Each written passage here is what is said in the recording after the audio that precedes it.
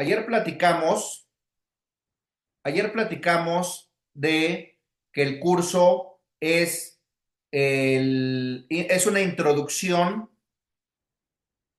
al estudio del Código Nacional de Procedimientos Civiles y Familiares desde el punto de vista constitucional y convencional. Les dije que había diversas aproximaciones o diversas formas de estudiar el código.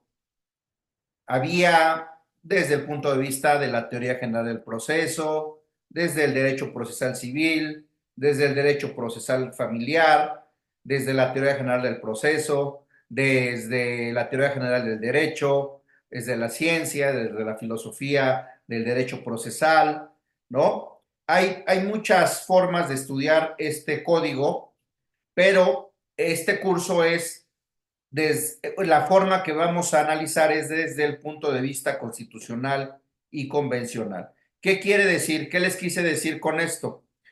Que este curso vincula el código con el derecho procesal constitucional, específicamente con los medios de defensa o los medios de control de la constitucionalidad. ¿Qué quiere decir? Que vamos a aprender en este curso a vincular los actos, vamos a aprender la estructura del código, vamos a entender los actos que están regulados en el código y vamos a aprender a defendernos con los medios y a utilizar los medios de control de la constitucionalidad, de la convencionalidad y de la legalidad.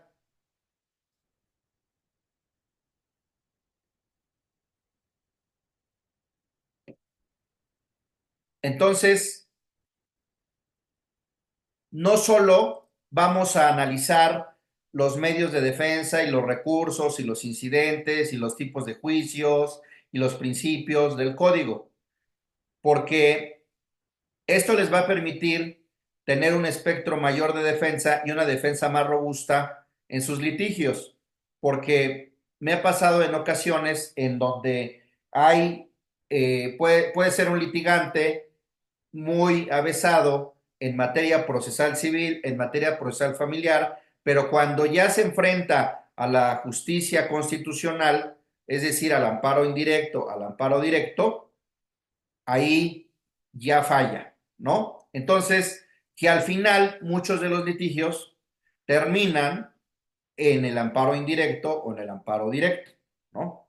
Entonces, si ustedes no saben el, si ustedes no saben el litigio de derecho procesal constitucional, pues les servirá un poco saber el litigio procesal civil y el litigio procesal familiar, pero no van a poder litigar o van a litigar con deficiencias en las últimas instancias, ¿no? Porque al final la última instancia es el derecho procesal, tiene que ver con el derecho procesal constitucional, ¿no? Entonces yo lo que les dije que el código, como lo vamos a ver, está deficientemente ordenado, está deficientemente regulado,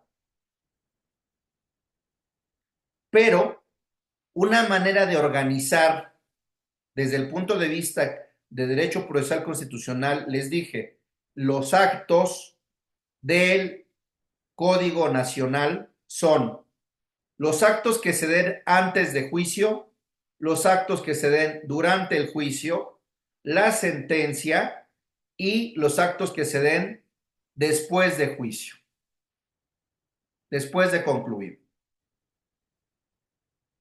¿Por qué? Si lo estuvieran ustedes analizando el código desde el punto de vista de la teoría general del proceso, pues entonces lo que harían, pues tendrían que ver que hay juicios ordinarios, lo clasificarían como juicios ordinarios y lo clasificarían como juicios especiales, una clasificación. Y de ahí empezarían a desgranar juicio por juicio, desgranarían las acciones reales, las acciones personales, las acciones del Estado civil. ¿no?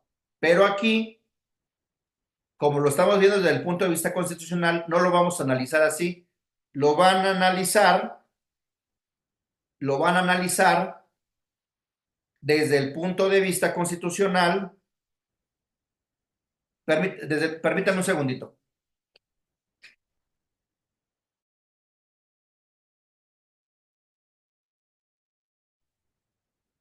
Perdón. Entonces, lo que les decía es que la clasificación que vamos a utilizar no es la de la teoría general del proceso, sino la del derecho procesal constitucional, que nos va a servir para encuadrar nuestra defensa desde el principio al amparo y a los diversos sistemas de control de la constitucionalidad y de la convencionalidad que existen en nuestro país.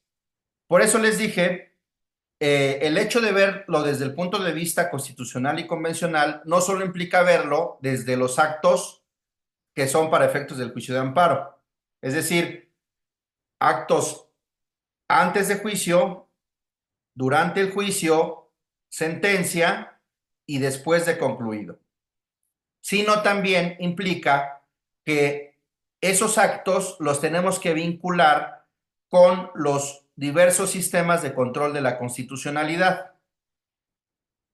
Es decir, el control concentrado y el control difuso, el sistema de control concentrado y el sistema de control difuso. ¿Por qué? Porque tenemos que vincular, porque para defendernos de los actos y de las omisiones que se den durante los juicios civiles y dentro de los juicios familiares, ya sean ordinarios o ya sean especiales, tenemos que considerar que hay un sistema concentrado del control de la constitucionalidad y de la convencionalidad, ¿no? En este caso, en el sistema concentrado, tenemos un amparo indirecto y un amparo directo. Entonces, tenemos que saber dentro del código cuáles son los actos en contra de los cuales procede el amparo indirecto y en contra de los cuales procede el amparo directo, ¿no? Entonces, nuestro estudio es doble. No solo tenemos que saber cuáles son los juicios y cuáles son los actos y cuáles son los principios que regula el Código Nacional, sino también en contra de esos actos y de esos juicios, ¿qué es lo que procede? El amparo indirecto o el amparo directo si se refiere al control concentrado. Si se refiere al sistema difuso, también tenemos que saber que cualquier juez que conozca de un juicio ordinario o un juicio especial, ya sea civil o ya sea familiar, puede ejercer el control, más bien debe ejercer el control de constitucionalidad y de convencionalidad con los tres pasos que veremos más adelante, que es la interpretación conforme en sentido amplio, la interpretación conforme en sentido estricto y la inaplicación. Puede inaplicar, llegar a inaplicar un precepto que sea contrario a la Constitución o que sea contrario a un derecho humano previsto en un tratado internacional que ha sido celebrado por el Estado mexicano, ¿no?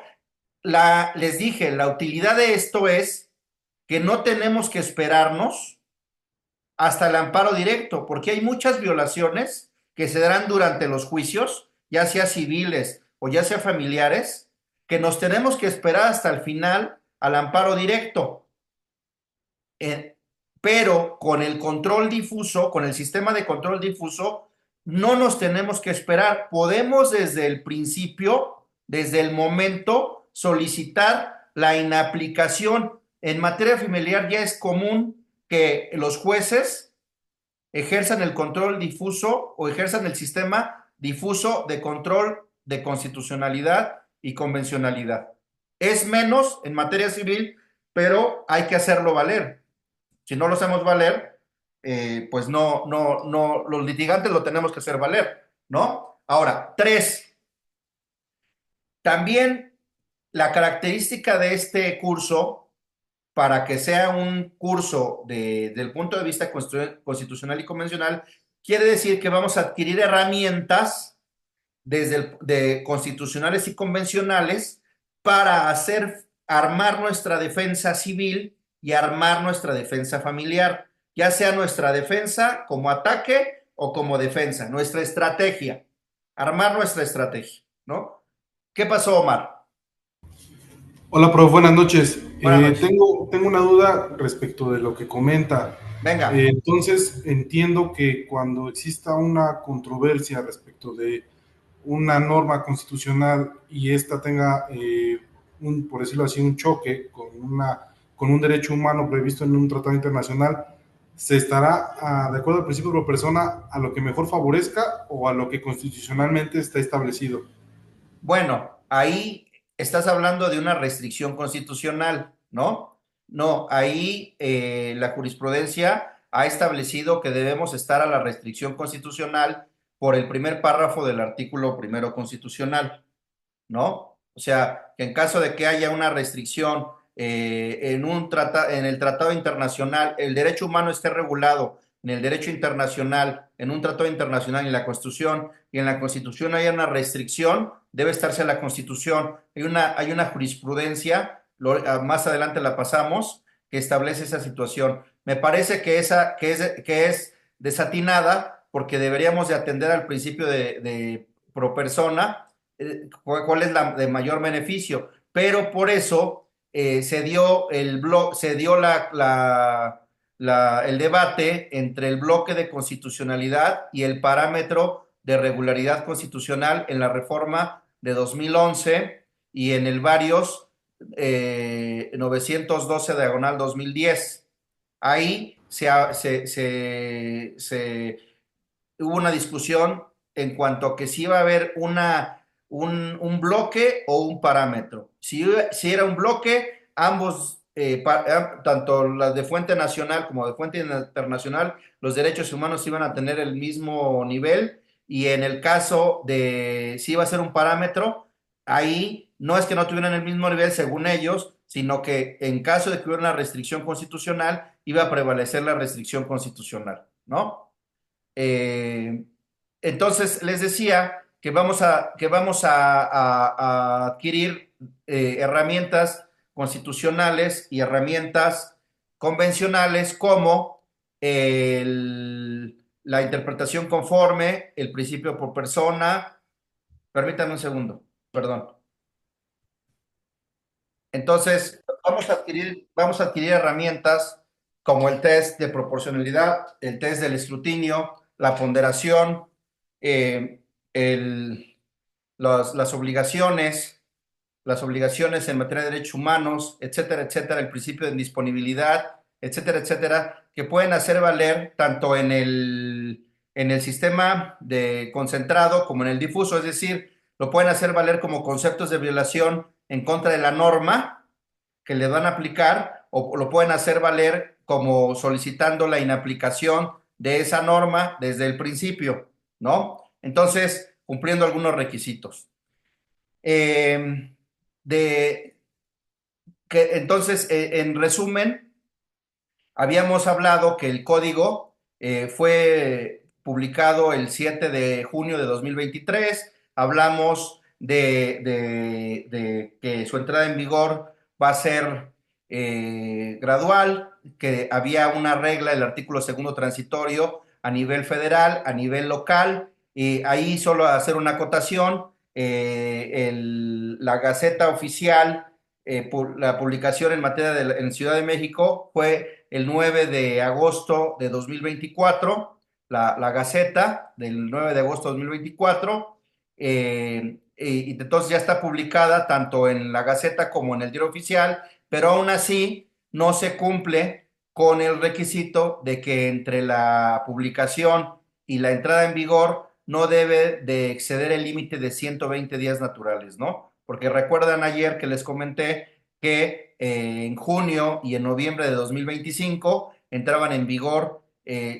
ciertos juicios y entonces exceden de los 120 días naturales, ¿no? Entonces, realmente, aún así que esté publicada, exceden, salvo la del 1 de diciembre de 2024. Estamos a casi casi menos de 2 meses a que entre en vigor la primera fase del Código Nacional. Entonces, debemos de estar ya preparándonos para la entrada en vigor y los primeros juicios, salvo que exista una reforma a los artículos transitorios, ¿no? Entonces, habíamos platicado también que esto iba a ser también, íbamos a ver casos prácticos, ¿no? Entonces, les voy a compartir pantalla y les había puesto yo un caso práctico y vamos a resolverlo.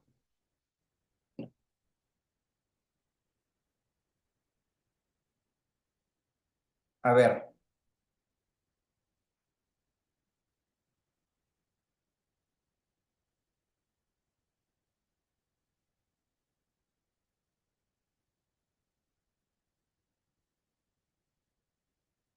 miren, el artículo 63 del Código Nacional de,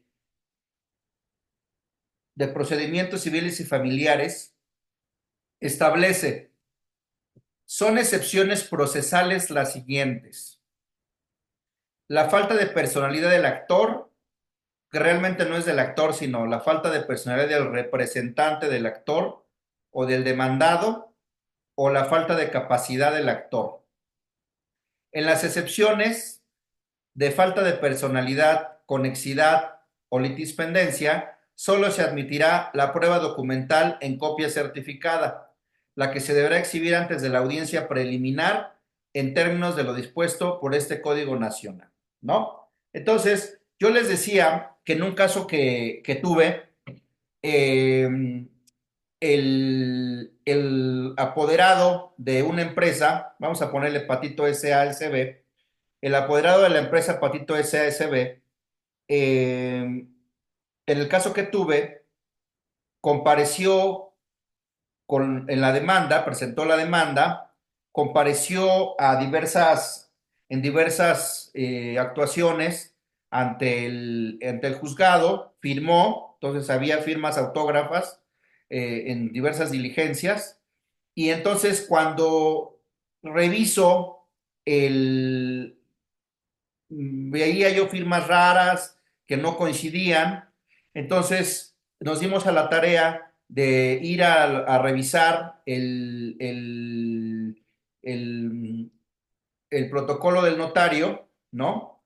El protocolo del notario y al revisar el protocolo del notario nos dimos cuenta que la firma del supuesto representante era diferente, la que estaba plasmada en el protocolo del notario era diferente a la firma plasmada en las diligencias, en las constancias del juzgado, ¿no? En donde supuestamente había el representante, bueno, no supuestamente, donde había asentado su firma, ¿no? Entonces, consultamos un perito en grafoscopía y nos dijo, no, efectivamente, no proviene del mismo puño de letra esta firma, fue hecho por dos personas diferentes, ¿no? Entonces, nosotros teníamos que ofrecer la pericial para poder demostrar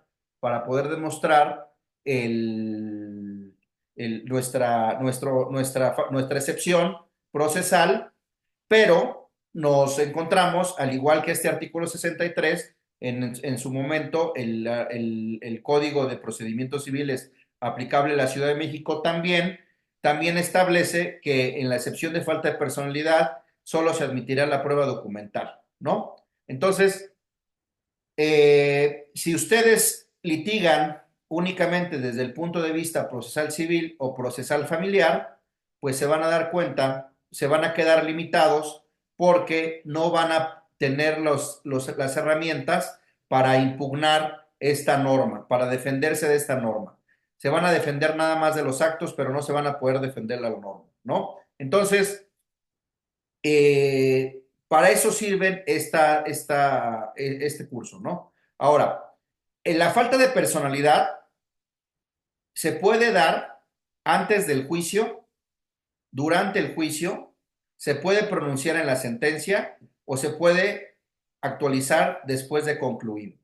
Dependiendo en dónde se den cuenta o se pronuncien de la personalidad, es el tipo de medio de control que procede. Si son actos antes de juicio, como una jurisdicción voluntaria, como medios preparatorios, como medidas cautelares prejudiciales, procede el amparo indirecto, en términos del artículo 107, fracción cuarta de la ley de amparo. Si la falta de personalidad se dio en estos, en la jurisdicción voluntaria, en medios preparatorios, medidas cautelares, es decir, antes del juicio, es amparo indirecto. Artículo 107, fracción cuarta de la ley de amparo. Si la jurisdicción, la falta de personalidad se actualiza durante el juicio, aquí tenemos que distinguir. Tenemos que distinguir porque durante el juicio se pueden dar diversos actos. Se pueden dar diversos actos. Nosotros los tenemos que distinguir en cuatro. Los de imposible reparación, los de posible reparación, las resoluciones que ponen fin al juicio y las que violan las leyes del procedimiento. Son diferentes. Durante el juicio se pueden dar estas cuatro. Y en contra de actos de imposible reparación, procede amparo indirecto. En contra de actos de posible reparación, procede amparo directo hasta el final. En contra de resoluciones que ponen fin al juicio, procede amparo directo. En contra de leyes del procedimiento, de violaciones a las leyes del procedimiento, procede amparo directo.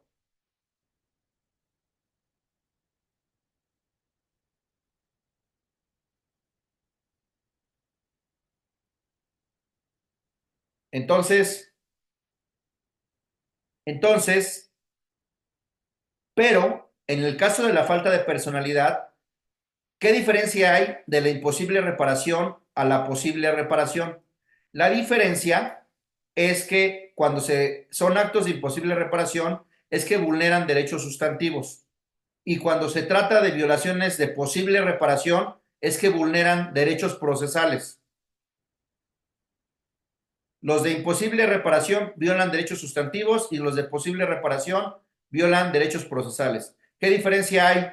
Los derechos sustantivos los tenemos antes y fuera de juicio, es decir, antes de que exista el juicio. Y los de posible reparación son derechos procesales que nacen dentro del juicio. Por ejemplo, el derecho a probar solo se da dentro del juicio. El derecho a objetar, el derecho a impugnar de falso, el derecho a promover, a interponer un recurso, al derecho a desahogar una vista, el derecho a la carga a ofrecer una prueba. Esos son derechos procesales. Se ha considerado, y la jurisprudencia ha ido variando y ha considerado en ocasiones que procedía el amparo indirecto, pero en la actualidad ha considerado que no procede el amparo indirecto en contra de una falta de personalidad. Ahora, ¿por qué? Porque no es un acto de imposible reparación. ¿Por qué no es un acto de imposible reparación? Porque no viola derechos sustantivos. ¿Cuáles son los derechos sustantivos? Los derechos sustantivos son derechos que tenemos independientemente del juicio. Por ejemplo, el derecho a la salud lo tenemos independientemente del juicio. El derecho a la intimidad lo tenemos independientemente del juicio. El derecho a eh, a nuestros papeles, a nuestros papeles, a tener nuestros papeles, a que nadie intervenga en nuestros papeles, a que nadie revise nuestros papeles, lo tenemos antes de nuestro juicio, antes del juicio, ¿no? Y así, derechos, los derechos a la intimidad, a la seguridad de nuestros papeles, a portar armas, o a poseer de acuerdo a los límites que establece la Constitución, el derecho a la educación, el derecho a la propiedad, el derecho a una vivienda, ¿no? Todos esos derechos son derechos sustantivos porque no derivan del juicio. Entonces, la falta de personalidad se ha considerado que es de posible reparación porque es un derecho procesal que está vinculado con el juicio.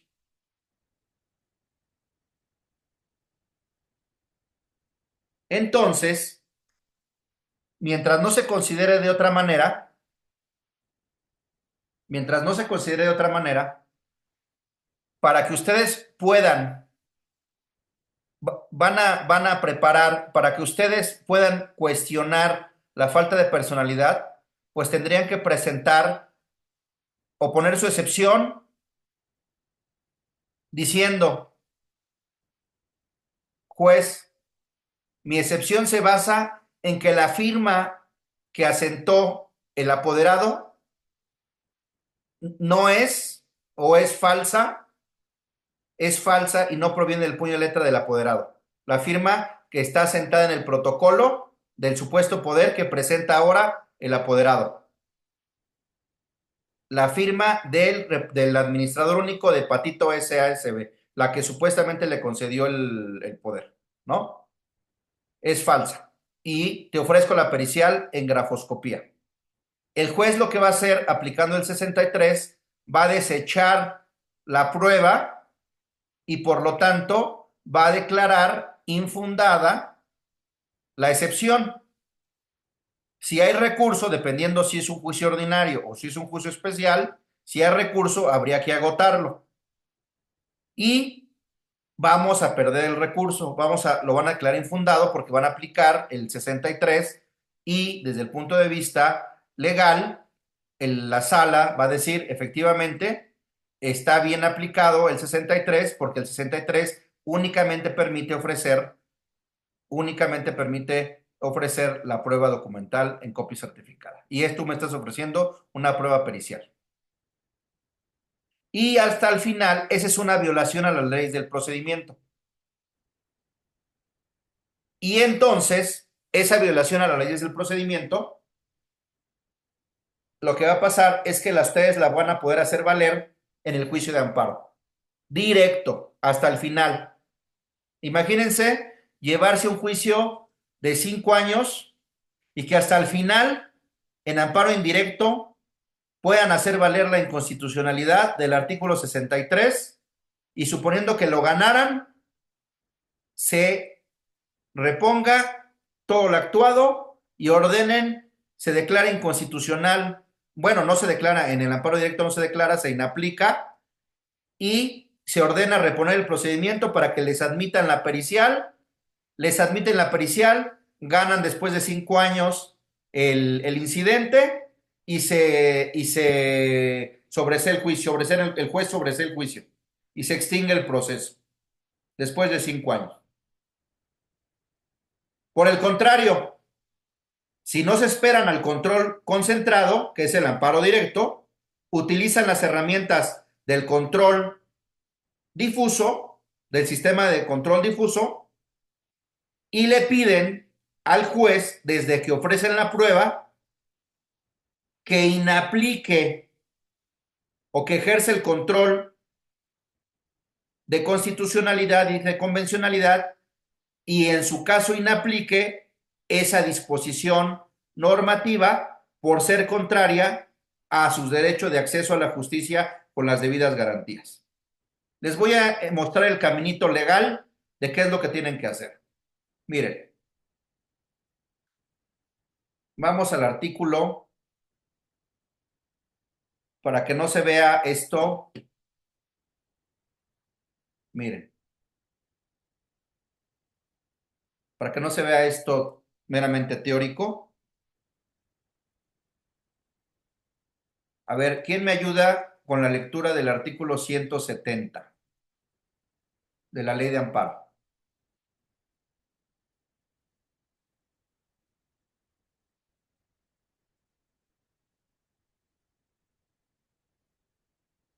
¿Quién me ayuda? Yo, Daniel. Artículo 170. El juicio de amparo directo procede contra sentencias definitivas, laudos y resoluciones que pongan fin al juicio, dictadas por tribunales judiciales, administrativos, agrarios o del trabajo, ya sea que la violación se cometa en ellos o que cometida durante el procedimiento afecte las defensas del quejoso trascendiendo el resultado del fallo. Hasta ahí. Vean, procede el amparo directo contra sentencias definitivas, ya sea que la violación se cometa en la sentencia definitiva o que se cometa durante el procedimiento, afecte las defensas del quejoso y trascienda el resultado del fallo. Es decir, que se violen las leyes del procedimiento. ¿En dónde está esto? Más abajo. Artículo 171, primer párrafo. Al reclamarse la sentencia definitiva, laudo o resolución que ponga fin al juicio, deberán hacerse valer las violaciones a las leyes del procedimiento, siempre y cuando el quejoso las haya impugnado durante la tramitación del juicio, mediante el recurso o medio de defensa que, en su caso, señale la ley ordinaria respectiva y la violación procesal trascienda al resultado del fallo. Ok. Al reclamarse la sentencia definitiva, deberán hacerse valer las violaciones a las leyes del procedimiento. Es decir, a cuando presentemos nuestro amparo directo, también tenemos que hacer conceptos de violación relacionados con las violaciones a las leyes del procedimiento. Esto no será aplicable, a ver, esto es importante, porque estamos viendo civil y familiar. Este requisito no será exigible en amparos contra actos que afecten derechos de menores o incapaces, al estado civil o al orden o estabilidad de la familia, ejidatarios, comuneros, trabajadores, núcleos de población ejidal o comunal, o quienes por sus condiciones de pobreza o marginación se encuentran en clara desventaja social para emprender un juicio, ni en los de la naturaleza penal promovidos por el inculpado. Tampoco será exigible el requisito cuando se alegue que la ley aplicada o que se debe aplicar en el acto procesal es contrario a la Constitución o a los tratados internacionales de los que el Estado mexicano sea parte. Ok. ¿Cuáles son las mentadas leyes del procedimiento? Vienen en el artículo 172. ¿Qué establece el 172?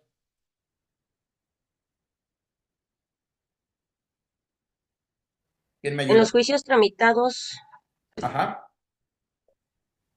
en los juicios tramitados ante los tribunales administrativos, civiles, agrarios o del trabajo, se considerarán violadas las leyes del procedimiento y que se afectan las defensas del quejoso, trascendiendo el resultado del fallo, cuando, fracción 1, no se licite al juicio o se licite en forma distinta de la prevenida por la ley.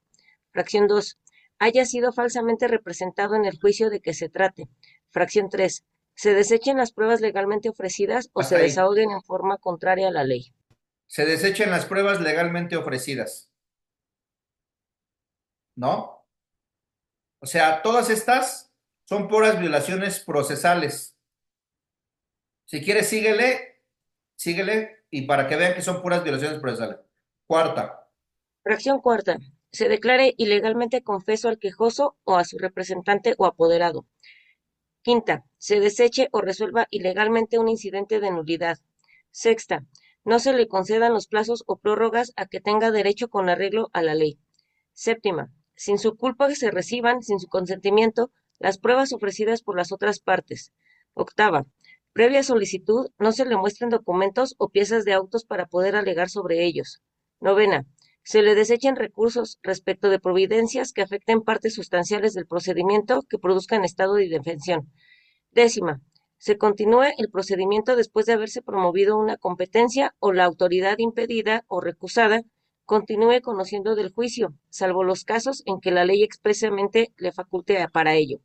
Onceava. Se desarrolla cualquier audiencia sin la presencia del juez o se practiquen diligencias judiciales de forma distinta a la prevenida por la ley. Y doceava. Se trate de casos análogos a los previstos en las fracciones anteriores a juicio de los órganos jurisdiccionales de amparo. Ok, hasta ahí. Muchas gracias. Vean. Ahora vean esto. Entonces, miren.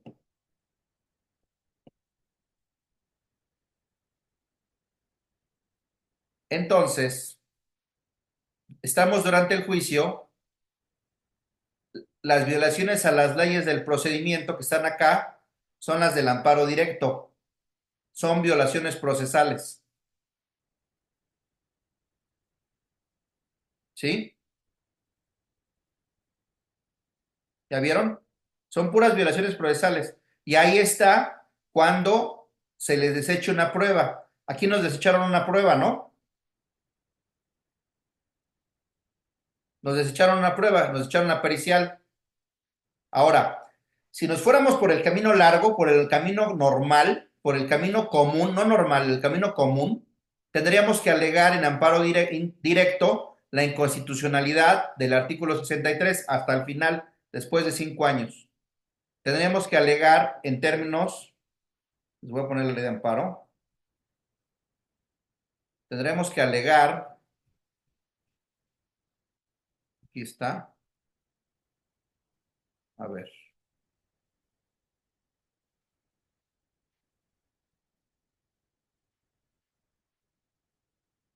les voy a poner el artículo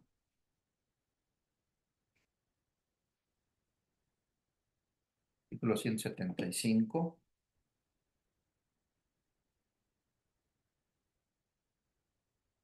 Si nos vamos al camino largo, tendremos que alegar en términos del artículo 175, fracción cuarta, párrafo segundo, tendremos que elaborar un concepto de violación alegando la inconstitucionalidad de la norma. ¿Quién me ayuda con el 175, fracción cuarta, segundo párrafo?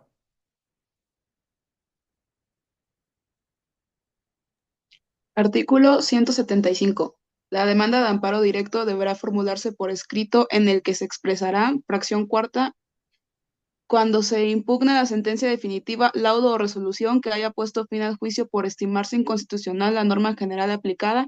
Ello será materia únicamente del capítulo de conceptos de violación de la demanda, sin señalar como acto reclamado la norma general, debiéndose llevar a cabo la calificación de estos en la parte considerativa de la sentencia. ¿Ya vieron? Entonces, si nos vamos por el camino largo, tendremos que, si nos vamos por el camino largo, lo que tenemos que hacer es presentar presentar nuestra excepción, oponer nuestra excepción.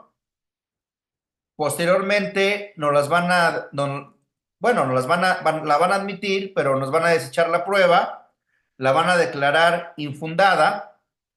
Vamos a, si es ordinario o especial, dependiendo del juicio, si hay apelación o no hay apelación, o el recurso que sea, lo tenemos que agotar y esperarnos hasta que dicten sentencia, y en contra de la sentencia agotar el recurso ordinario si hay, y una vez que agotemos el recurso ordinario, presentar la demanda de amparo directo, y en la demanda de amparo directo hacer valer esta ley, esa violación a la ley del procedimiento, ¿no? Que es el desechamiento de una prueba, y hacer valer la inconstitucionalidad del artículo 63 del Código Nacional de Procedimientos Civiles y Familiares, ¿no?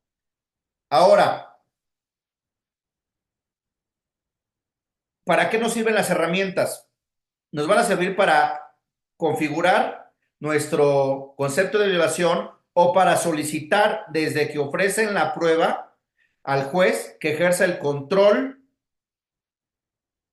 del sistema difuso de control de constitucionalidad y convencionalidad. ¿Dónde viene eso? Viene en el artículo, perdón, en el párrafo 339 de la sentencia del caso Rosendo Radilla Pacheco de 23 de noviembre de 2009, publicada en el Diario Oficial de la Federación el 9 de febrero de 2010. Aquí viene. ¿Quién me ayuda con la lectura?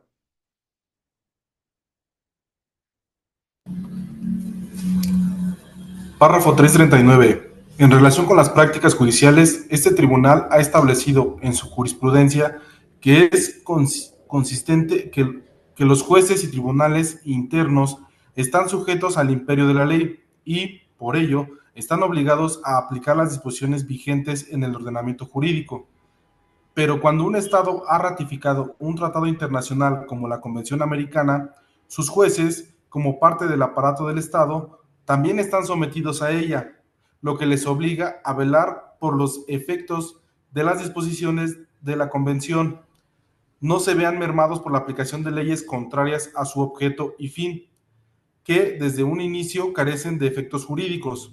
En otras palabras, el Poder Judicial debe ejercer un control de convencionalidad ex oficio entre normas internas y la Convención Americana, evidentemente en el marco de sus respectivas competencias y de las regulaciones procesales correspondientes. En esta tarea, el Poder Judicial debe tener en cuenta no solamente el tratado, sino también la interpretación que del mismo ha hecho la Corte Interamericana, intérprete última de la Convención Americana. Entonces, cuando le pidan ustedes al juez que ejerza el control de constitucionalidad y convencionalidad en el sistema difuso, que lo debe hacer cualquier juez, es decir, que puede llegar a inaplicar cualquier norma o cualquier porción normativa, lo tienen que hacer con base en el párrafo 339 de la sentencia del caso Rosendo Radilla Pacheco, publicada en el Diario Oficial de la Federación del 9 de febrero de 2010.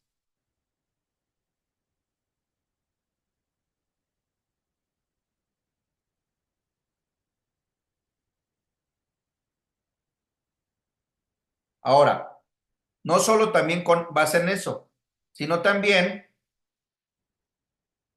con base en la resolución de 14 de julio de 2011 al expediente varios 912/2010 del Pleno de la Suprema Corte de Justicia de la Nación.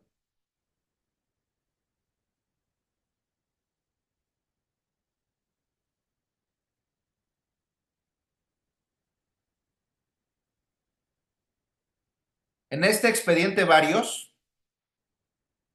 el Pleno de la Suprema Corte tomó diversas decisiones importantes que cambió el sistema y el modelo de control de la constitucionalidad y convencionalidad en nuestro país. Y esto lo tienen que ustedes citar como base para pedirle al juez y mostrarle que está obligado a ejercer el control de constitucionalidad y convencionalidad en su vertiente difusa.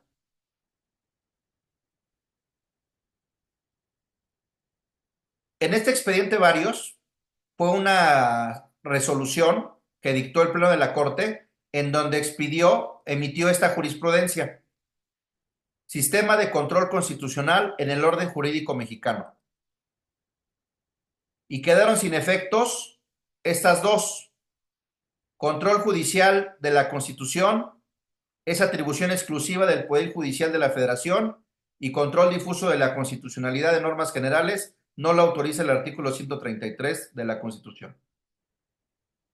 Quedaron sin efectos estas dos y pasó nuestro sistema de ser un sistema concentrado únicamente en lo que nos interesa en amparo indirecto y en amparo directo, a ser un sistema mixto. ¿Por qué? Porque en parte es concentrado en lo que nos interesa amparo directo y amparo indirecto y en parte es difuso. ¿Qué diferencia hay? En el concentrado es unos ciertos tribunales, son los que están facultados para pronunciarse sobre la constitucionalidad y convencionalidad. En el difuso, cualquier tribunal. Pero la diferencia es que cualquier tribunal no hace una declaración de constitucionalidad o inconvencionalidad, sino simplemente puede llegar a la inaplicación en el caso concreto. Hay una gran diferencia. Cuando se declara la inconstitucionalidad, hay una jurisprudencia que señala que es para el presente y para el futuro. No te la pueden volver a aplicar o no te la deben volver a aplicar. Ese es en el control concentrado, en amparo indirecto. Y en el difuso, nada más te la inaplican en el caso concreto. Te la pueden volver a aplicar en diferentes casos. Esa es la diferencia. Ahora, también estableció esta jurisprudencia, esa tesis, los pasos a seguir en el control de constitucionalidad y convencionalidad ex oficio en materia de derechos humanos.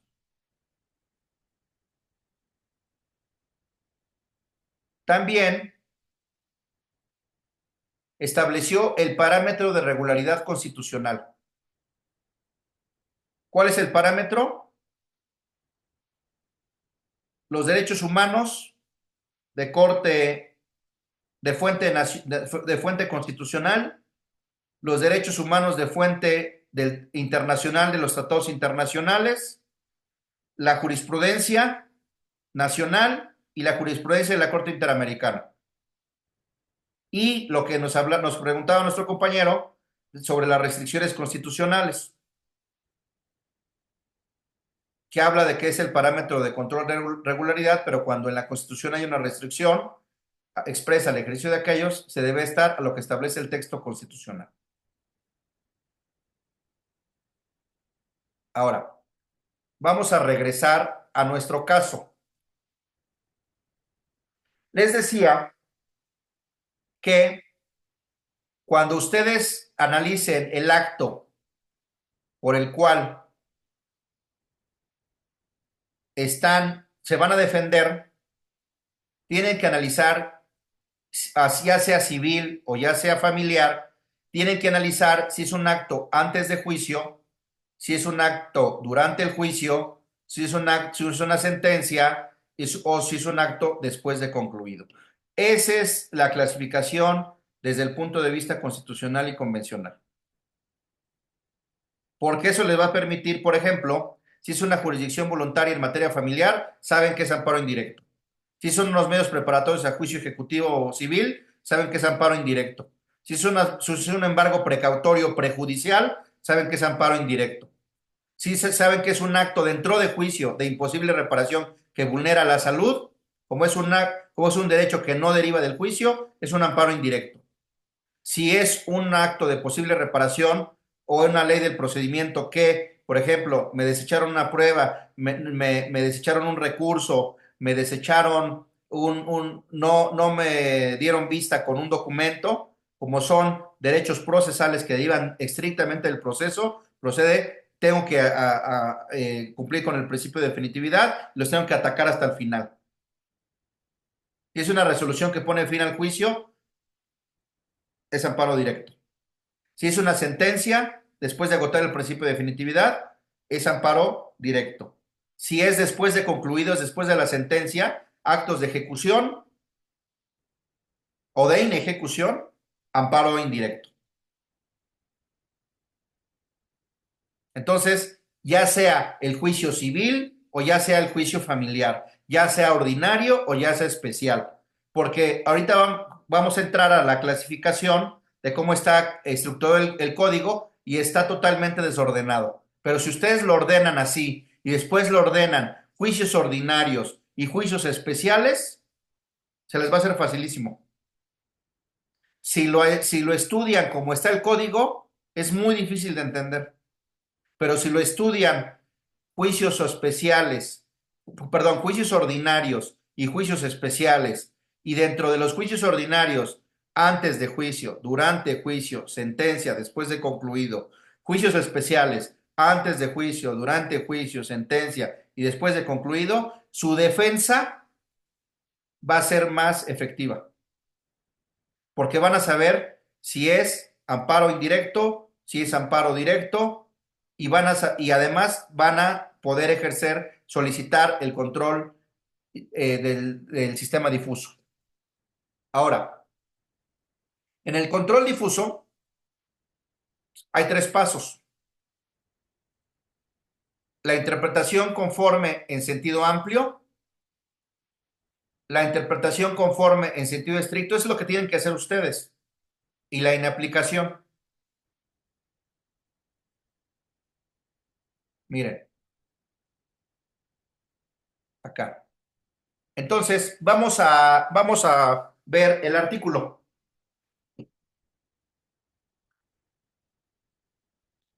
¿Cómo estructurarían ustedes? ¿Cómo estructurarían ustedes Quiero escucharlos. ¿Cómo estructurarían ustedes la inconstitucionalidad del artículo 63? ¿Cómo le dirían al juez que inaplique el artículo 63 y que les admita la prueba pericial, o dos, en amparo directo, como dirían al juez en concepto de violación, que es inconstitucional y que por lo tanto deben de inaplicar el artículo y por lo tanto reponer el procedimiento, revocar el auto desechatorio, admitirle la prueba y continuar el procedimiento. ¿Cómo estructurarían ya sea su solicitud de inaplicación o su concepto de violación? Así en general, ¿cómo lo harían? ¿Qué dirían?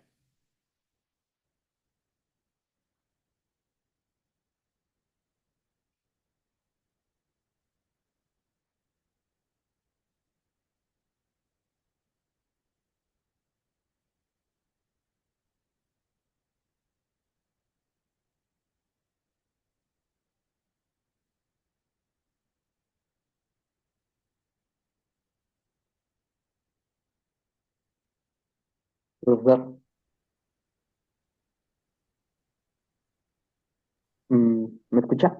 Sí. Bueno, yo partiría primero diciendo que ese artículo es inconstitucional a partir de los artículos mm, de la Constitución en donde se reglamenta eh, el derecho de justicia. Después Ajá. partiría de los tratados internacionales Ajá. y una explicación de lo que usted nos comentó de el caso eh, Rosendo Padilla Pacheco Radilla. y, y sobre el nuevo bloque de constitucionalidad Uh-huh. que se desarrolló en 2011 para que inaplique esa disposición. O en este caso, le solicitaría un control difuso en virtud de que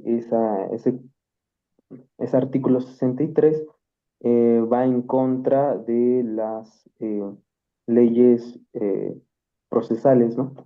Ajá. Y bueno, yo así lo haría, pero no sé si es ¿Quién que... más?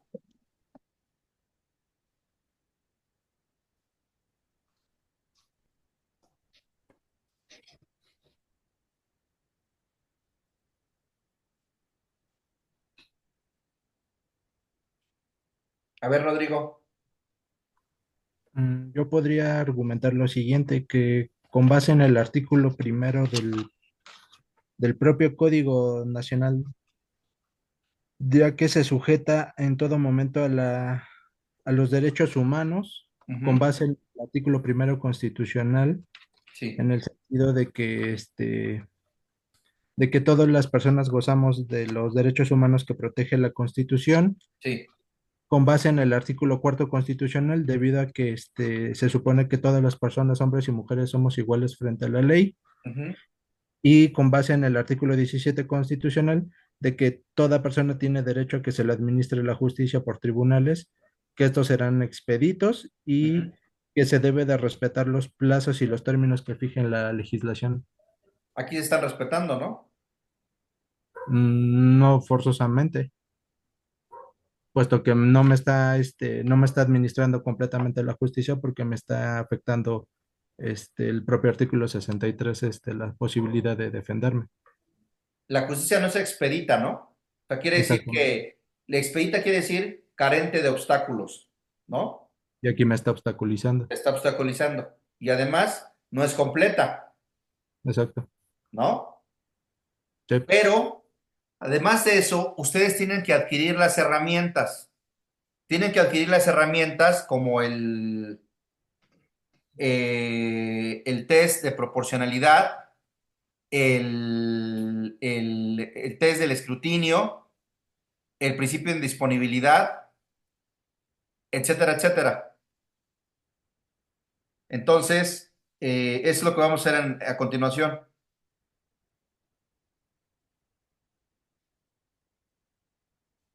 Permítanme un segundo.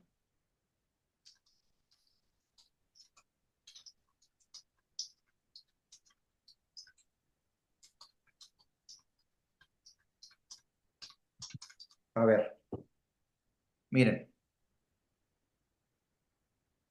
Primero, vamos a hablar del principio de indisponibilidad.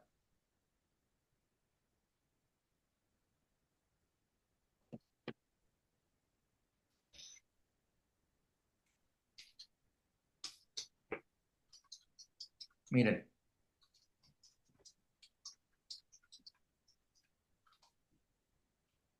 A ver, ¿quién me ayuda a leer el primer párrafo del artículo primero constitucional?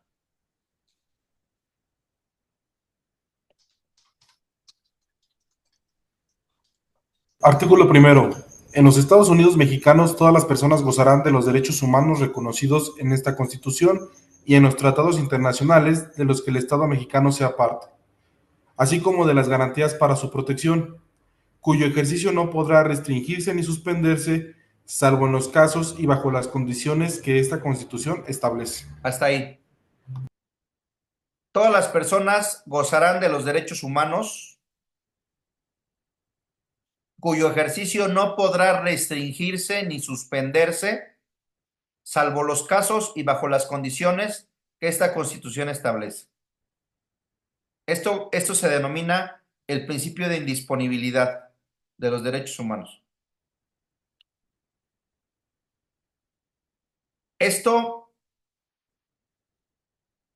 Este principio de indisponibilidad fue creado en diciembre de 1916 por la Comisión de Constitución que creó la Constitución del 17.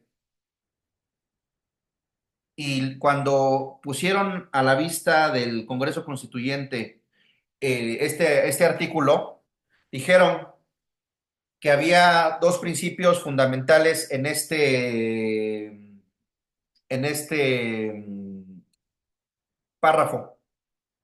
El de universalidad, el de que en ese entonces eran garantías individuales, eran para todos, estaban previstas para todos, y el de indisponibilidad, que el ejercicio de esos derechos no podrá restringirse y suspenderse, salvo en los casos y con las condiciones que la Constitución establece. No en los casos y las condiciones que la Corte establezca, no en los casos y las condiciones que el legislador establezca, no en los casos y las condiciones que la administración establezca, sino en los casos y condiciones que la Constitución establezca, ¿no? Entonces, ¿por qué? Porque la Constitución establece el núcleo esencial por regla general del derecho y establece las restricciones. Por ejemplo, miren, vamos por ejemplo al artículo 10. Miren, o al artículo 5. 5, 10, vean. Miren, a ninguna persona podrá impedirse que se dedique a la profesión, industria, comercio o trabajo que le acomode siendo lícitos. Ese es el núcleo esencial. Y la misma Constitución establece cuál es cuándo, en qué casos y bajo qué condiciones puede ser restringido. El ejercicio de esta libertad solo podrá vedarse por determinación judicial cuando se ataquen los derechos de tercero o por resolución administrativa dictada en términos que marque la ley cuando se ofendan los derechos de la propiedad, de la sociedad, perdón. Nadie puede ser privado del producto de su trabajo sino por resolución judicial, no por resolución administrativa, no por acto legislativo. Ese es lo primero que tenemos que saber, el principio de indisponibilidad, ¿no? Por ejemplo, miren, nadie podrá ser obligado a prestar trabajos personales sin la justa retribución y sin su pleno consentimiento. Ese es el núcleo esencial, salvo el trabajo impuesto como pena por autoridad judicial. La misma Constitución limita los casos y las condiciones, establece los casos y las condiciones bajo los cuales puede ser restringido ese derecho.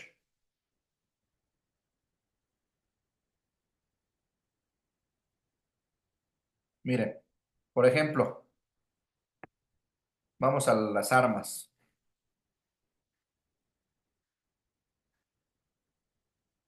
Los habitantes de los Estados Mexicanos podrán tener derecho a poseer armas en domicilio para su integridad y seguridad, con excepción de las prohibidas por la ley federal y las reservadas para el uso exclusivo de la Fuerza Armada Permanente y los cuerpos de su reserva,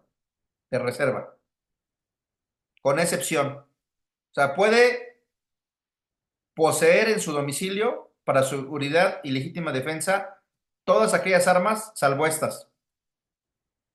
Si la ley va más allá, entonces vulnera el principio de indisponibilidad. Está disponiendo de mi derecho a poseer armas en mi domicilio fuera de los casos y condiciones que la Constitución establece. 11. Toda persona tiene derecho para entrar y salir, para entrar en la República, salir de ella, viajar por su territorio y mudar de residencia sin necesidad de carta de seguridad, pasaporte, salvoconducto u otros requisitos semejantes.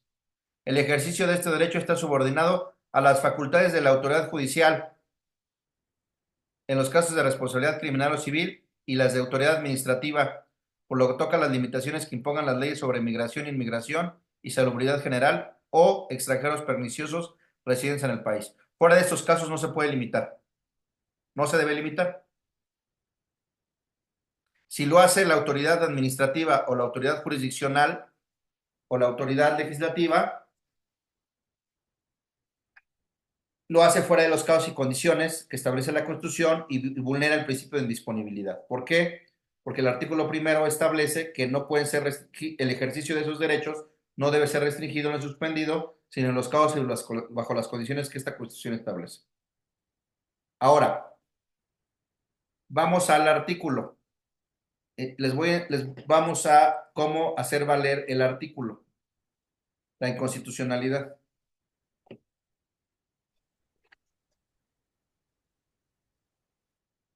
Esto lo podemos hacer como solicitud en aplicación.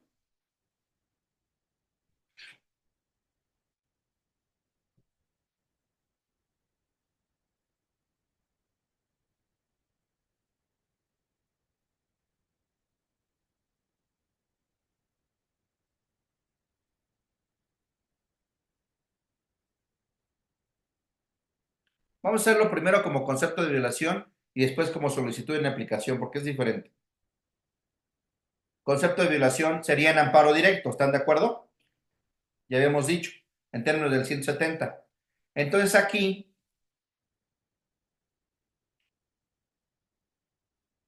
sería el artículo 63, último párrafo del Código Nacional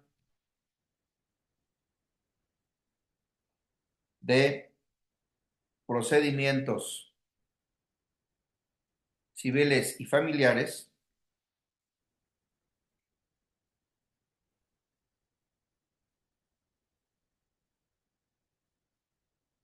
es inconstitucional porque restringe mis derechos de audiencia,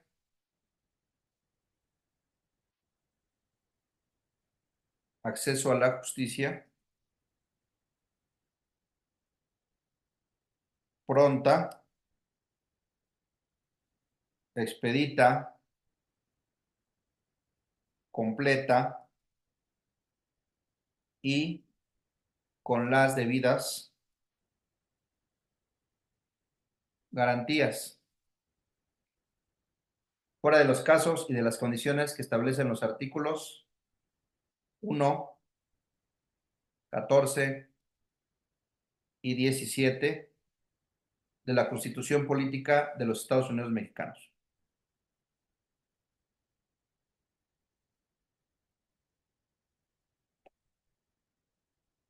La estructura que yo les propongo, ustedes pueden hacerlo como quieran,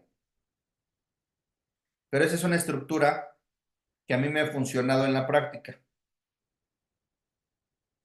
Es una estructura muy sencilla, es una estructura, a veces los conceptos de violación es de una hoja, 2 hojas, 3 hojas, 2 hojas no más, 3 hojas, y es, mientras más sencillo, mejor.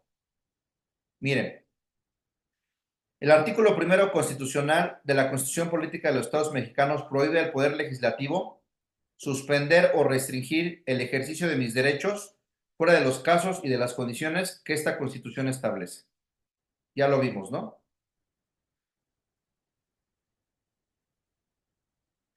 Ya lo vimos.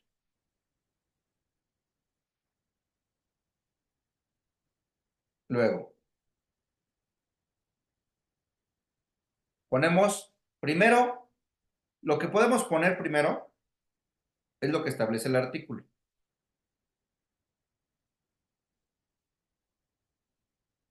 El artículo 63,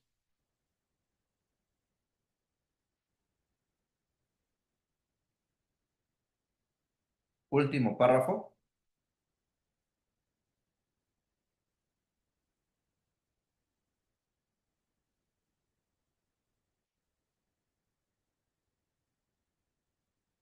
del Código Nacional de Procedimientos Civiles y Familiares, establece que, y entonces nos vamos a buscar el 63,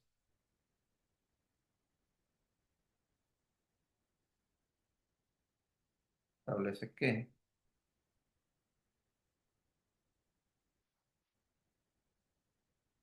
establece que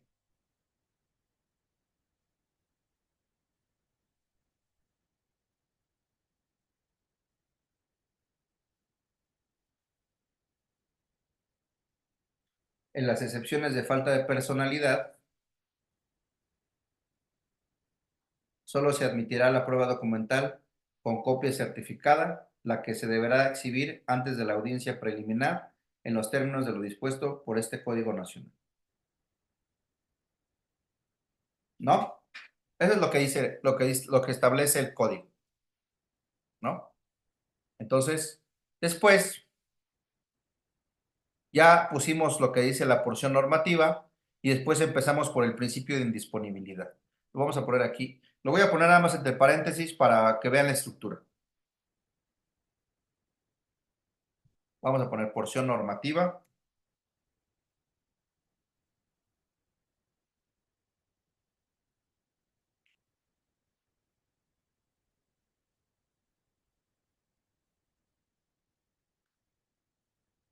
Principio de indisponibilidad.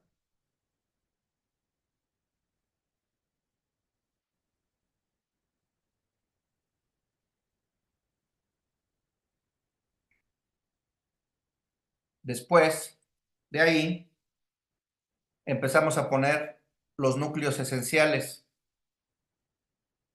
Núcleos esenciales, ya que pusimos el principio de disponibilidad, ponemos los núcleos esenciales.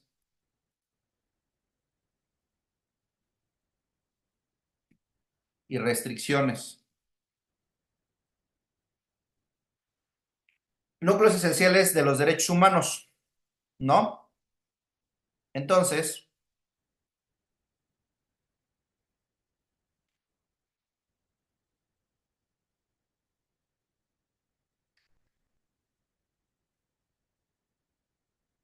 el artículo 14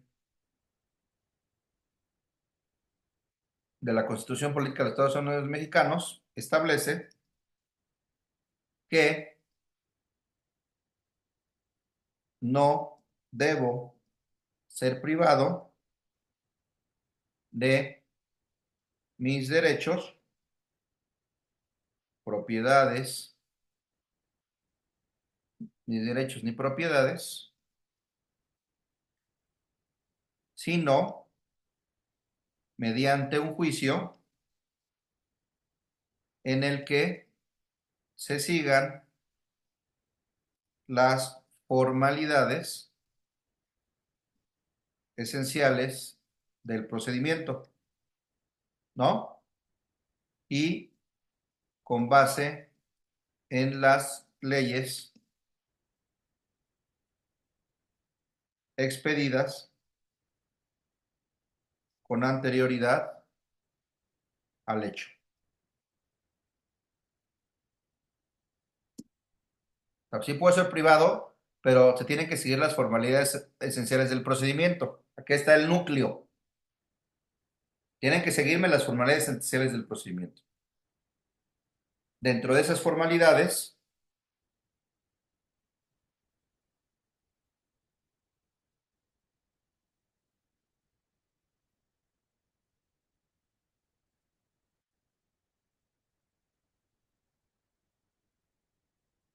se encuentra mi derecho a qué.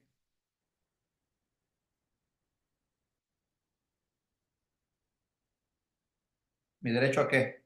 A ser oído y vencido en juicio. A presentar pruebas, Específicamente, ¿a a qué? presentar pruebas, A la 5, a ofrecer a que me sean admitidas, preparadas, desahogadas y valoradas mis pruebas. ¿Sí? Así de sencillo. Le pueden meter jurisprudencia, le pueden meter la jurisprudencia, le pueden poner la jurisprudencia que hable de las formalidades esenciales del procedimiento, ¿no? Pero es esto. Luego, ese es el primer derecho. Luego, el 17, el artículo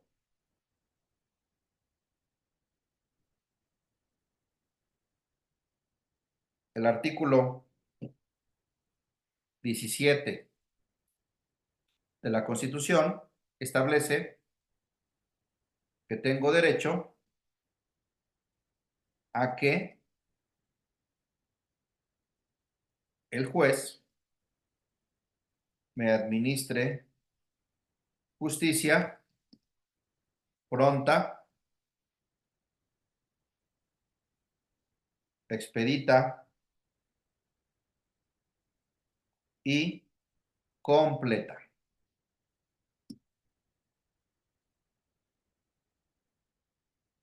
Ahora, ¿qué pasó, Omar?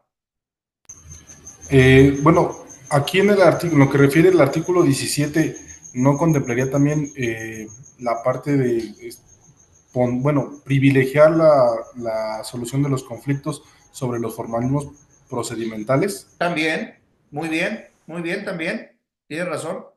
Completa, también. Y la de privilegiar la resolución del fondo sobre los formalismos procesales, ojo, sin afectar la igualdad de las partes. Porque este mismo principio está en el Código Nacional, pero pero se les olvidó poner sin afectar la igualdad de las partes. Ahorita lo vamos a ver. Ok, perfecto. Ahora, nos falta uno, ¿no?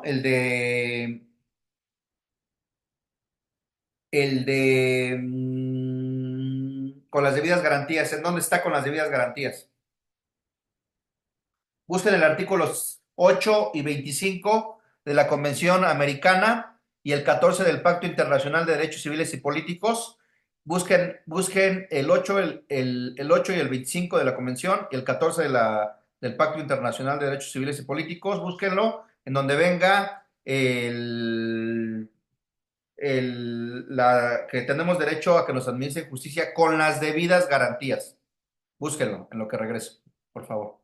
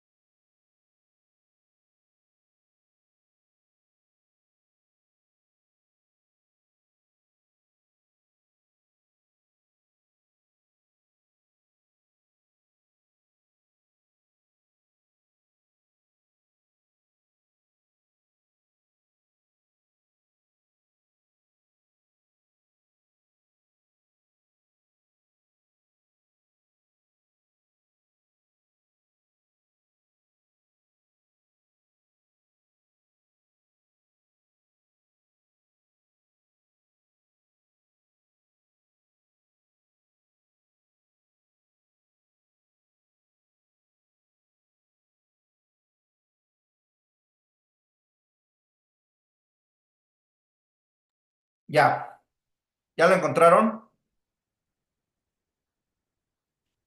Sí, profe. ¿Qué artículo es? Profe, yo tengo una duda. Sí, Bueno, no sé si sea o no, o a mí me lo dieron como el dato mal.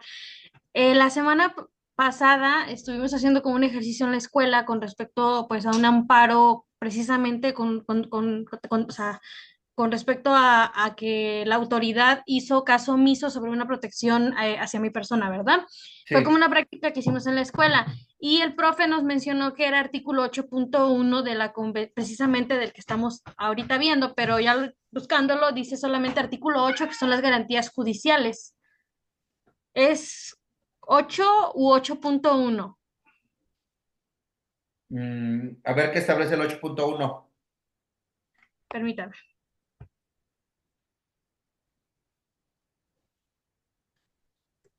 Porque ese artículo tiene para en general y luego para materia penal.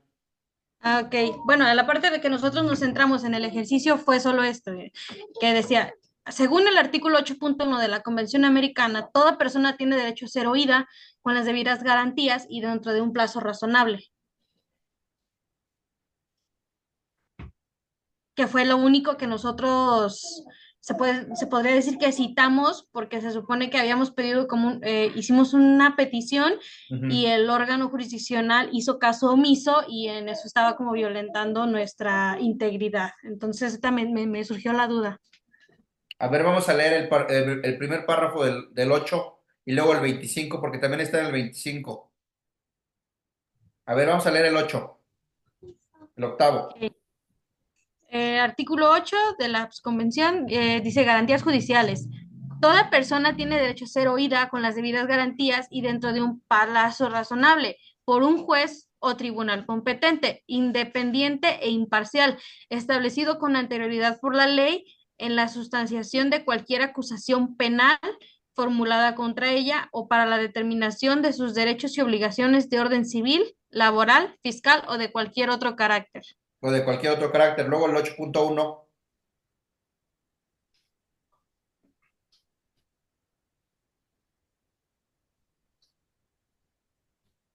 Ese es el 8.1. Es el 8.1, ¿no?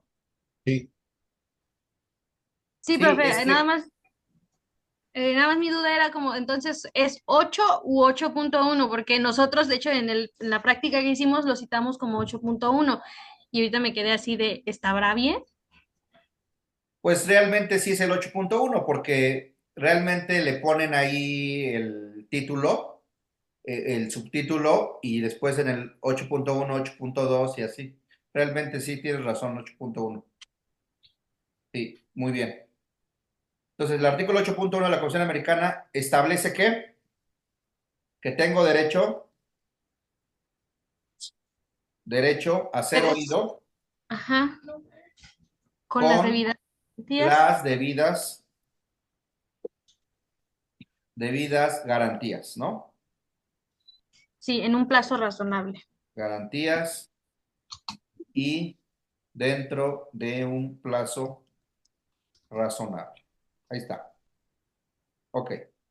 Entonces, vean la estructura. A ver, vean la estructura.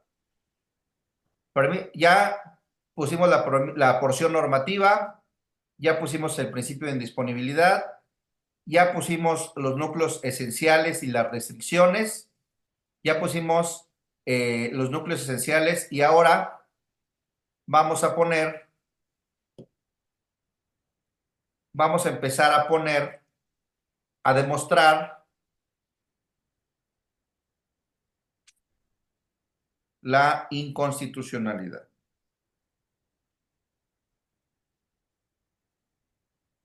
En el caso concreto,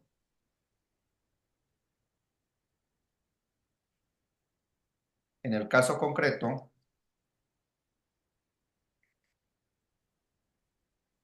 concreto, caso concreto, el artículo 63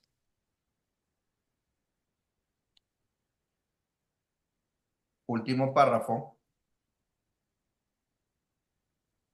del Código Nacional de Procedimientos Civiles y Familiares es inconstitucional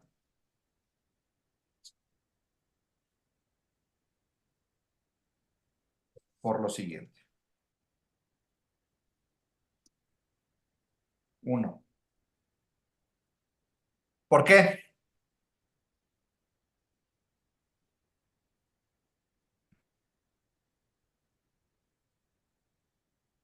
¿Por qué?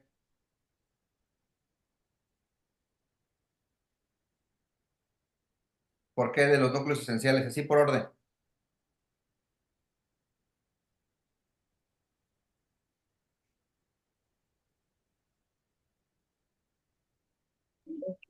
Porque restringe mi derecho a presentar pruebas, siendo que solamente la única autorizada es la Constitución. Porque restringe mi derecho a probar. Sí, Ajá. cuando lo único autorizado es la misma Constitución. Porque restringe mi derecho a probar. ¿No? ¿Mi derecho a probar Sí, qué? profe. Bueno, aprobar mi dicho en cuanto a que Cuidado con eso, porque ahí les va. Hay una a jurisprudencia ver, que señala que la inconstitucionalidad no puede derivar del caso concreto. Tiene que derivar de la comparación entre la norma constitucional y el artículo. Porque restringe mi derecho a probar. porque en este caso me obliga a cubrir ciertos requisitos, no me acuerdo muy bien cuál es, cuando la Constitución, en caso contrario, no lo dictamina así. Así es. Porque más genérico, porque permite que sea privado de mis derechos sin respetar ¿qué? Las formalidades esenciales del procedimiento.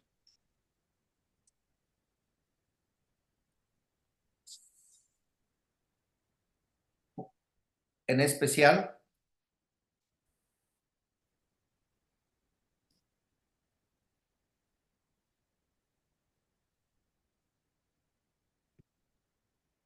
restringe mi derecho a probar.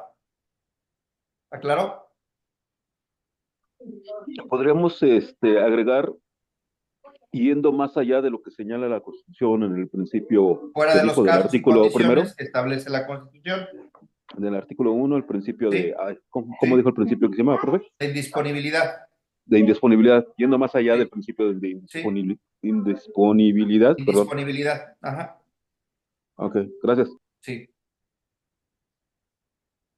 ¿Qué más?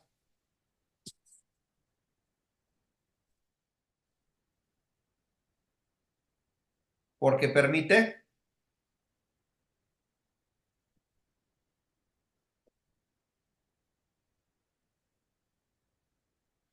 al juez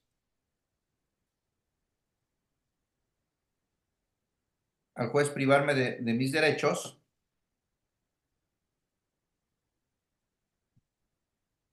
¿Qué pasó, Omar? También podría argumentarse que propicia el derecho de que me deja en estado de indefensión. Sí, ahí vamos de lo general a lo particular. Porque permite al juez administrarme justicia. ¿Qué es lo opuesto a lo pronto o lo pronta? De manera dilatoria. Dilatada. ¿Qué es lo opuesto a completa? A expedita. Expedita quiere decir sin obstáculos. Obstaculizándola.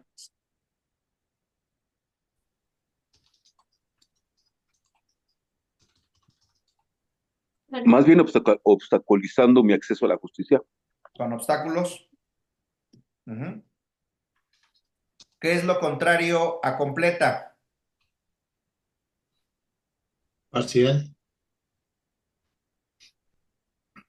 ¿Qué es lo contrario a privilegiar la resolución del fondo sobre los formulismos? Privilegiando Privilegiando los formulismos sobre la sobre la resolución de la esencia de fondo. sobre el fondo. ¿Sí? Esta inconstitucionalidad simplemente es la inconstitucionalidad. Otra falta. Porque permite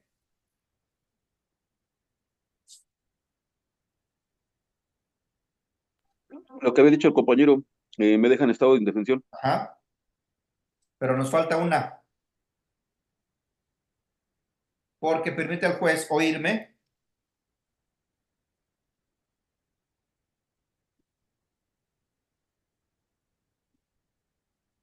sin las debidas garantías y fuera y en un plazo irrazonable.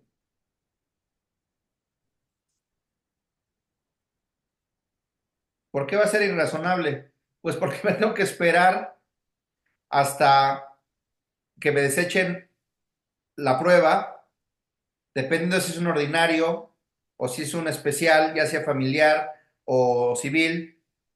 Me tengo que esperar hasta que dicten sentencia, me tengo que esperar hasta que agote el recurso contra la sentencia si es que existe, y me tengo que esperar hasta promover el amparo directo para hasta que que se puedan resuelva el analizar. incidente, ¿no, profe? ¿Mandé? Hasta que se resuelva el incidente, ¿no?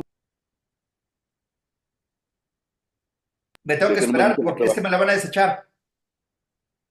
O sea, me van a desechar Ok. la prueba, es una excepción, me la van a desechar, dependiendo del tipo de juicio tengo que impugnar, ya quedó impugnada, me tengo que esperar a que resuelvan, que dicten sentencia, me tengo que esperar a que impugnen la sentencia si es que hay recurso, y me tengo que esperar hasta que presenten el amparo directo, ¿sí? Para que analicen mi violación procesal. De Entonces, sí, manera dilatoria. razonable, ¿no? Te escucho, te Manera escucho. dilatoria se está haciendo. Todo lo anterior me deja en total estado de indefensión. Claro, ¿sí? ¿Ya vieron? Esto es la inconstitucionalidad únicamente por el principio de indisponibilidad.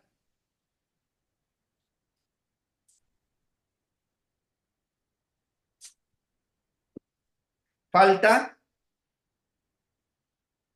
la inconstitucionalidad e inconvencionalidad, que mañana vamos a ver, por el test de proporcionalidad.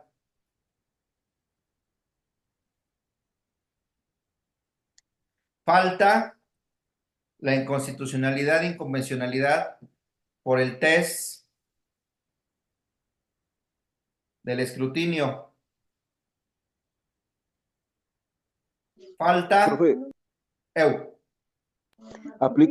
escuchado del principio de ponderación. ¿Aplica o no aplica?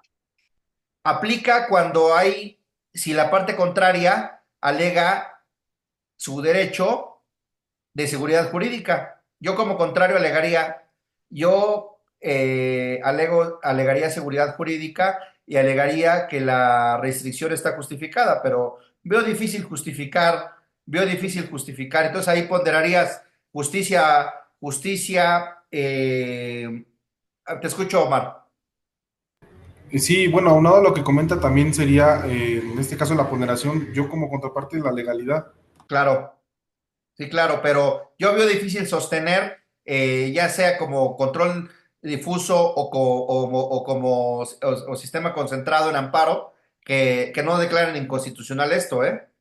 O que no lo inapliquen. Oye, si te estoy demostrando que yo necesito la pericial para demostrar mi falta de personalidad porque la firma es falsa y la única manera de demostrar que es falsa es con la pericial, y tú me la estás limitando, es clarísimo que me estás dejando en estado de indefensión, que no estás respetando las formalidades esenciales, que me estás restringiendo mi derecho a probar, que no me estás escuchando con las debidas garantías, que me estás escuchando en un plazo irrazonable, que me estás dejando en total estado de indefensión. Esto es la inconstitucionalidad, nada más con base en el principio de indisponibilidad. ¿Qué pasó, Rodrigo? Por ejemplo, ahorita lo que usted comenta de este tipo de temas de dejar en completa indefensión, por ejemplo, el artículo 306, lo que son las periciales en materia familiar de este nuevo código, Sí, en las cuales dice en su fracción primera, en todos los casos se nombrará persona, perito oficial y sus honorarios serán cubiertos por el Estado. claro, Un juez familiar del Estado de México dice que eso va a acarrear problemas porque entonces como el Estado va a cubrir todo eso, dice, no tienen la posibilidad del Estado de tener una amplia gama de personal en claro, materia de... claro. Restringe tu derecho a probar. Restringe tu derecho a probar. Ese artículo ya está en el Código de Procedimientos Civiles en materia familiar, aplicable a la Ciudad de México para la materia familiar. Designan uno de ya oficial. Oye, espérame, dame la oportunidad a mí de probar, darle la oportunidad al otro de probar y dar el tercero. Efectivamente, no hay una justicia completa. ¿Por qué? Si yo tengo una visión con mis hechos, el otro tiene otra visión con sus hechos, dale la oportunidad de probar sus hechos. Sí, claro, también ese artículo yo creo que también puede ser declarado inconstitucional. Pues, sí, perfecto, perfecto. Esa es la idea de este curso. Esa es la idea de este curso, que ustedes vayan viendo estas situaciones. ¿Qué pasó, María? Doctor, perdón que le interrumpa, es que está en la sala de espera el compañero Macabelli que lo sacó su internet, si le pudiera dar acceso. Ah, ya las di. Gracias. Sí, ok. Entonces, mañana vamos a seguir viendo la inconstitucionalidad según el test de proporcionalidad y según el test del escrutinio. Quiero avanzar un poquito en la estructura del código, ya para irnos. Quiero avanzar un poquito en la estructura del código porque vamos a ir avanzando uno u otro. Pero eso es lo que quiero precisamente, que ustedes vayan analizando los artículos y vayan viendo desde una mirada diferente el código. Miren, miren.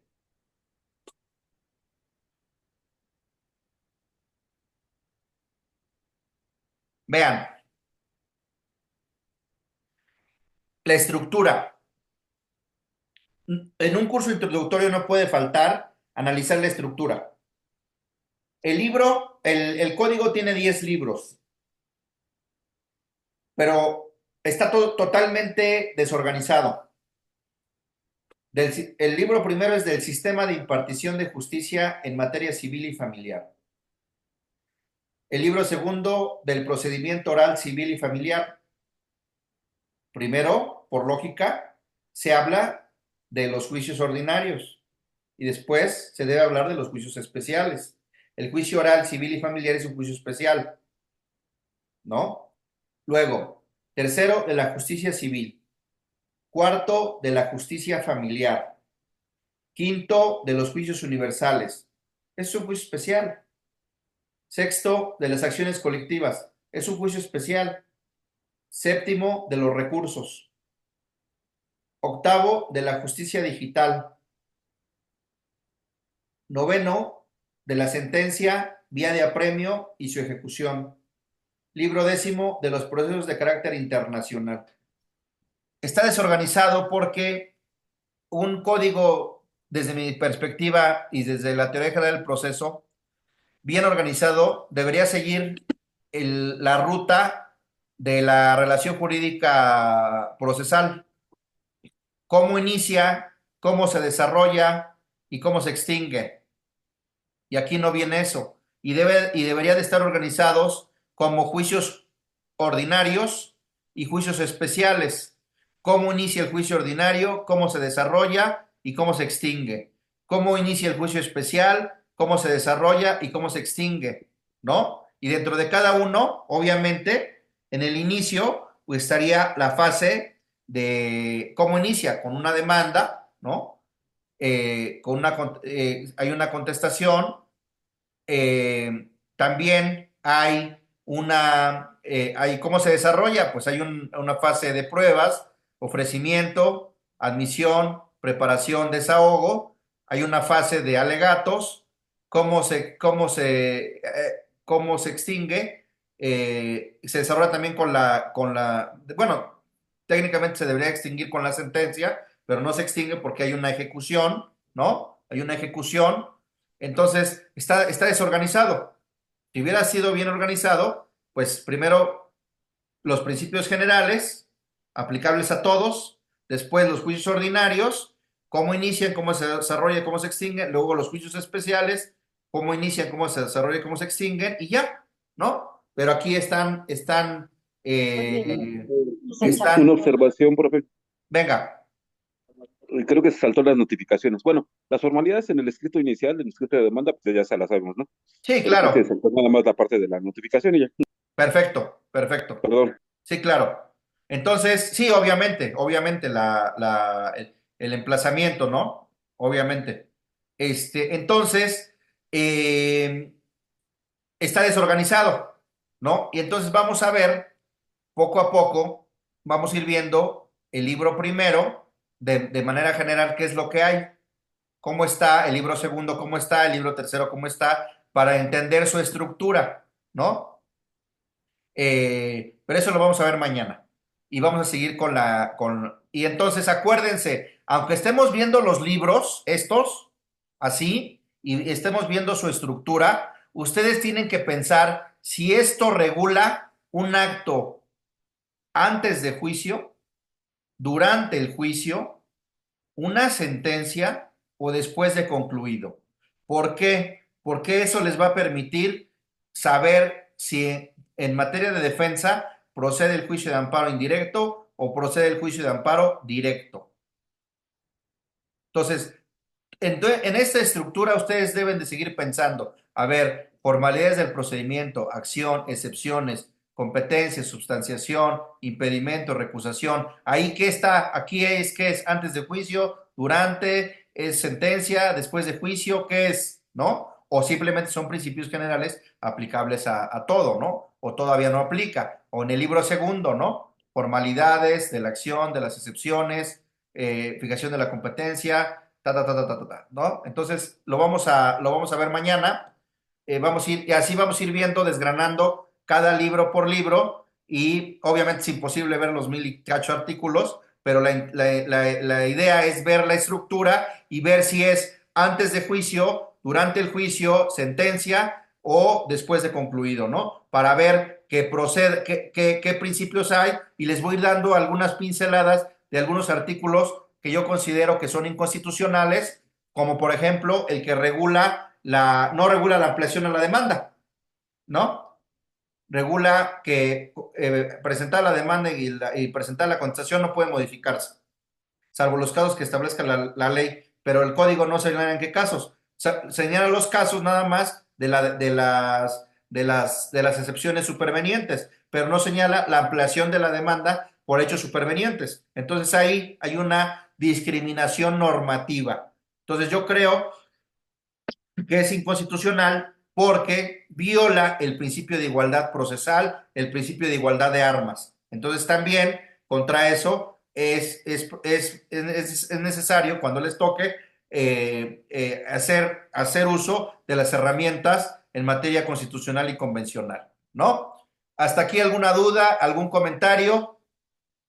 Profe, si está omitiendo la ampliación de la demanda, entonces también está omitiendo la recusación La recusación no, la recusación sí está. la contestación a la ampliación de la demanda. Sí, claro. Sí, claro. Sí, claro. Pero imagínense si te permite contestar o poner excepciones supervenientes, pero no te permite ampliar la demanda por hechos supervenientes, entonces ahí se viola el principio de igualdad procesal y de igualdad de armas. Nada más se les olvidó eso. Nada más. Era la oportunidad para agregar ahora, otro mañana vamos a ver el principio, por ejemplo, el principio que señala que se deben de hacer ajustes al procedimiento. ¿Pero qué tipo de ajustes? ¿Hasta qué grado esos ajustes vulneran o no vulneran el principio de igualdad procesal? Mañana lo platicamos, ¿no? Entonces les voy a ir así diciendo artículos que para que ustedes vayan aplicando las herramientas y vayan determinando qué procede, amparo indirecto, amparo directo, o mejor me conviene hacerlo vía solicitud de ejercicio de acción del control en el sistema difuso, ¿no? ¿Hasta aquí alguna duda, algún comentario? No, está muy bien, profe. Gracias. No, ninguno, todo bien. Todo bien, Gracias. muchas gracias. Bueno, nos vemos mañana. Muchas Nos vemos gracias mañana, por profe. Hasta Quedamos bien. luego. Hasta Hasta mañana. mañana. Gracias. Mañana.